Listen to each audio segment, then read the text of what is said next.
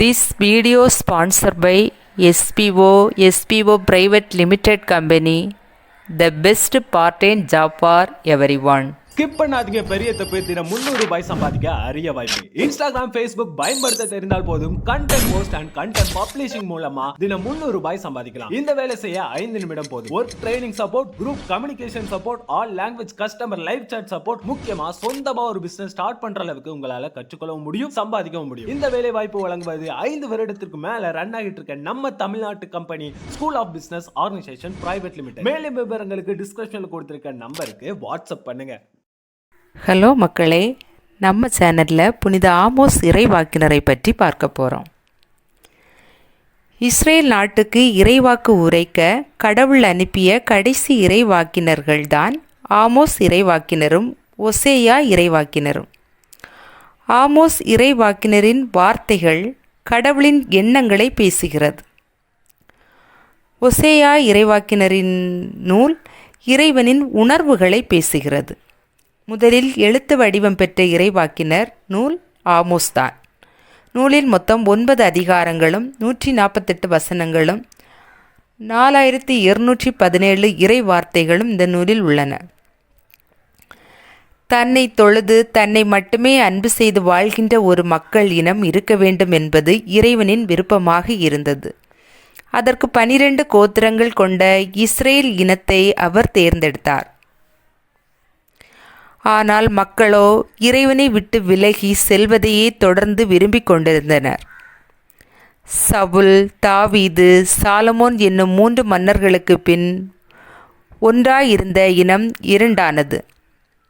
வடநாடான Israel பெரிய குழுவானது 12இல் 10 கோத்திரங்கள் வடக்கே இணைந்தன. அவர்கள் தாவீதின் வழிமரபற்ற அரச பரம்பரையை உருவாக்கினார்கள். அவர்களுக்கு எருசலேம் தேவாலயமும் இல்லாமல் போக பெத்தேல், சமாரியா போன்ற இடங்களில் வழிபடத் துவங்கினர்.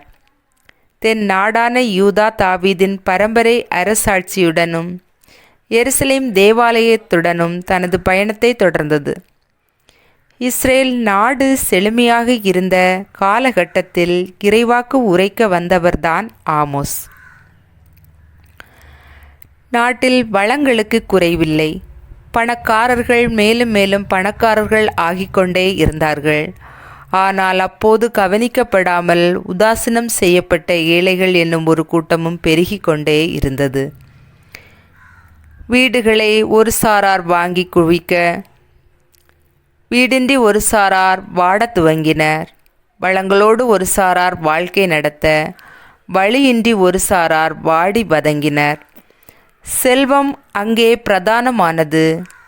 மனித நேயம் மறைந்து போனது. கையூட்டு எங்கும் தலை விரித்து ஆடியது.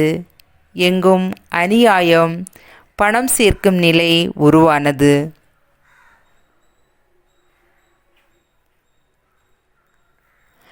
நீதிபதிகளும் நீதிகளை விற்கத் துவங்கினர். பாலியல் குற்றங்கள் பரவத் துவங்கின. மதுவின் கோர தாண்டவம் எங்கும் வியர்ப்பித்தது. ஓய்வு நாள் இறைவனுக்கானது என்னும் சிந்தனை மெல்ல மெல்ல மறைய, ஓய்வு நாளிலும் உழைப்போமே, பணம் ஈட்டுவோம் என்னும் சிந்தனை எங்கும் பரவத் துவங்கியது. அது ஆன்மீக தளத்திலும் எதிரொலித்தது. மக்கள் விளைச்சலுக்காகவும் வளத்துக்காகவும் வேறு தெய்வங்களை நாடத் துவங்கினார்கள்.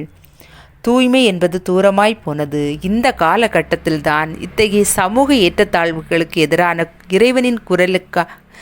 இறைவனின் குரலாய் வந்தார் ஆமோஸ் இறைவாக்கினர்.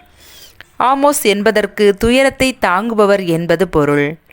தென் நாடான யூதாவில் எருசலேமுக்கு 12 மைல் தொலைவில் வாழ்ந்து வந்தவர். சமத்துவ சமுதாயமே இறைவனின் பார்வை என விரும்பினார். மிகவும் கடுமையான போதனையால் இவரது போதனைகள் அமைந்திருந்தன. பழைய ஏற்பாட்டில் ஆமோஸ் இறைவாக்கினரை பற்றிய குறிப்பு ஆமோஸ் இறைவாக்கினர் நூலில் மட்டுமே வருகிறது என்பது குறிப்பிடத்தக்கது. இஸ்ரேல் மக்களை இறைவன் மீண்டும் தன் வழிக்கு கொண்டு வர தண்டனை கொடுத்தார் என்கிறது பைபிள். செல்வத்தை கொண்டாடி அவர்களின் விளைச்சலை நிறுத்தினார். வளங்களோடு வாழ்க்கை நடத்தி அவர்களின் நீர் ஆதாரங்களை குறைத்தார். பயிர்களை அழிக்க வெட்டுக்கிளிகளை அனுப்பினார்.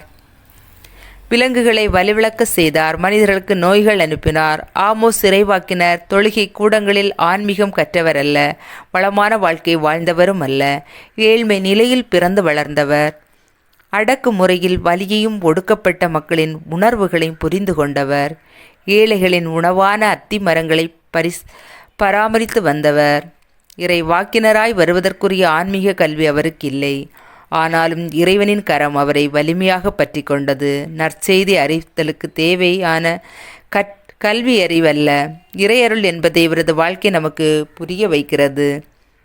மக்களை அழிப்பேன் என காட்சியின் மூலம் இறைவனை ஆமோஸுக்கு எடுத்துரைக்கிறார். ஆமோஸ் இறைவாக்கினரோ இறைவனிடம் மன்றாடி புலம்புகிறார். இறைவன் மனமாறி தனது திட்டத்தை மாற்றிக்கொள்கிறார். தமது ஜபங்கள் இறைவனின் திட்டங்களை மாற்றும் என உண்மையை இந்த நிகழ்வு நமக்கு புரிய வைக்கிறது. ஆமோஸின் இறைவாக்குகள் மக்களை கோபமடை செய்கின்றன. காரணம், அவருடைய எச்சரிக்கைகளை மக்களுடைய இதயங்களின் மிகப்பெரிய இடியாக இறங்கின. 8 நாடுகளின் மீது அவர் எச்சரிக்கை விடுத்தார். 3 நீண்ட உரைகளை ஆற்றினார். 5 குறியீடுகளை பேசினார். 3 மாற்றங்களை குறித்து பேசினார். கலித்துவம் இறை சிந்தனையும் அடங்கிய ஒரு முக்கியமான நூலாய் திகழ்கிறது ஆமோஸ் இறைவாக்கினரின் நூல். ஓகே மக்களே, தேங்க்யூ. இந்த வீடியோ உங்களுக்கு பிடிச்சிருந்தா லைக் பண்ணுங்கள், ஷேர் பண்ணுங்கள். ஏதாவது கருத்துண்டுன்னா அதில் சொல்லுங்கள். தேங்க்யூ மக்களே.